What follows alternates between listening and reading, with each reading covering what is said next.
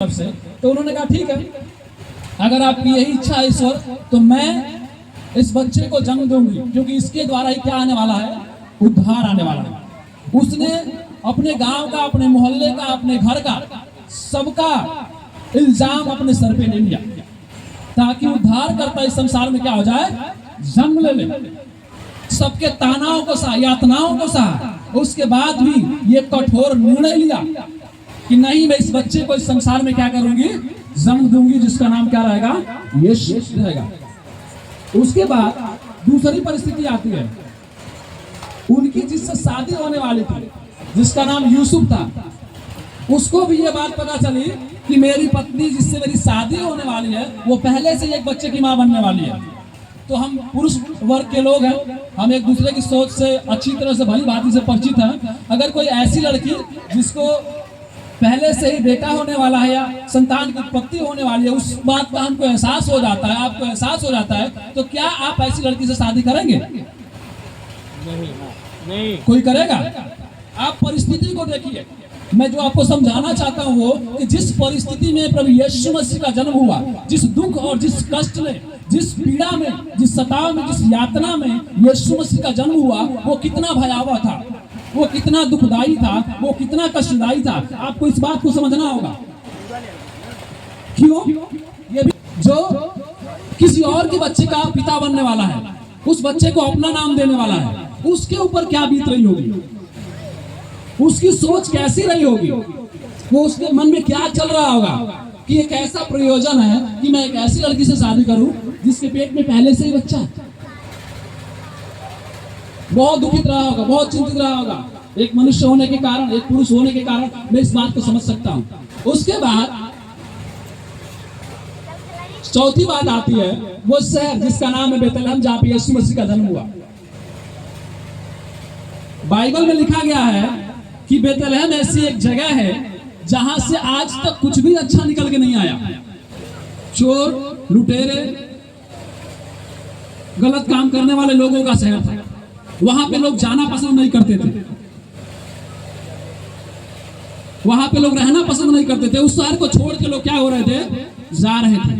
वो शहर, जिस शहर में यीशु मसीह का जन्म होने वाला था, वो शहर भी एक बदनाम शहर था। वो शहर भी एक अच्छा शहर नहीं था, एक ऐसी जगह नहीं थी जिसका कोई सम्मान हो आसपास में। कुछ एरियाज होते हैं, कुछ जगह होता है जिसके बारे में हम सब जानते हैं, उधर मत जाइए, वो एरिया सही नहीं है, वो स्थान सही नहीं, वो जगह सही नहीं है। वैसी ही वो जगह थी बेतलहम। कभी आप अध्ययन करिए तो आपको उसके बारे में पता चलेगा। पांचवी सबसे बड़ी बात, जब यीशु मसीह का जन्म हुआ, उस समय ठंड का मौसम था। किसका मौसम था? ठंड का। और जिस जगह पे यीशु मसीह का जन्म हुआ, वहां पे बारिश न पड़ के बर्फ पड़ती थी। ठंड के समय में कई मीटरों तक जो है कि बर्फ क्या हो जाता था, जमा हो जाता था। और लोग अपने घरों में से जल्दी बाहर नहीं निकलते थे। लोग अपना खाना किसी के साथ नहीं बांटते थे, क्योंकि खेती का समय नहीं था, कोई रोजगार का समय नहीं था। जैसे हमारे यहाँ बारिश की समय होती, वहां पे वैसे ही बर्फबारी का समय था। लोग किसी के साथ अपना घर साझा नहीं करना चाहते, अपने किसी भी रिसोर्स को किसी के साथ देना नहीं चाहते।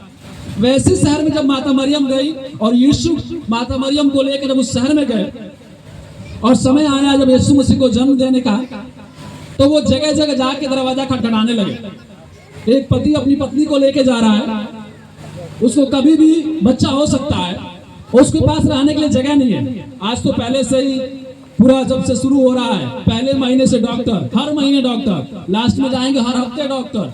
पहले से सारी मेडिसिन, सारी दवाइयां, सारी व्यवस्था आदमी कर रहा है। उसके बाद भी बहुत सारी जो है कि परिस्थितियां ऐसी बन रही हैं कि बच्चे और बच्चे की मां को, दोनों को बचाना मुश्किल हो जा रहा है। लेकिन उस समय कोई दवा नहीं, कोई डॉक्टर नहीं, कोई वैद्य नहीं। सबसे बड़ी बात यह है कि उस समय यीशु मसीह को जन्म लेने के लिए एक घर भी नहीं मिल रहा था। माता मरियम को ठहरने के लिए, बच्चे को जन्म देने के लिए एक घर भी नहीं मिल रहा था। आप सोचो उस परिस्थिति में एक माता और पिता के ऊपर क्या बीतेगी कि बड़े जोर के साथ बारिश हो रही है, सब लोग अपने घर के दरवाजे बंद करके घर में बैठे हुए हैं, और आप अपनी पत्नी को लेकर के उस बारिश के माहौल में दरवाजा खटखटा रहे हैं कि आप अपने घर का दरवाजा खोलिए, मैं आपके घर के अंदर आना चाहता हूँ, मेरी पत्नी बच्चे को जन्म देना चाहती है। उन दोनों के ऊपर क्या बीता होगा, वो किस परिस्थिति से गए होंगे जब वो यीशु मसीह को जन्म देना चाहते थे। पूरे नगर में, वचन कहता है कि वो पूरे नगर में घूमते रहे, किसी ने अपने घर का दरवाजा नहीं खोला कि वो यीशु मसीह को या यीशु मसीह की माता को अपने घर में आने दे और बच्चे को जन्म लेने दे। एक व्यक्ति थे गडेरिया या जो भी कह ले, उनके पास गौशाला थी और जब उनका दरवाजा खटखटाया गया तो उन्होंने कहा कि मैं अपने घर में तो अनुमति नहीं दे सकता आपको, लेकिन वहाँ गौशाला है जहाँ पे कुछ गायें रहती हैं, जहाँ पे कुछ पशु हैं, वहाँ पे आप उस घर में चले जाइए और वहाँ आज आप क्या करिए, ठहर जाइए। और उस गौशाला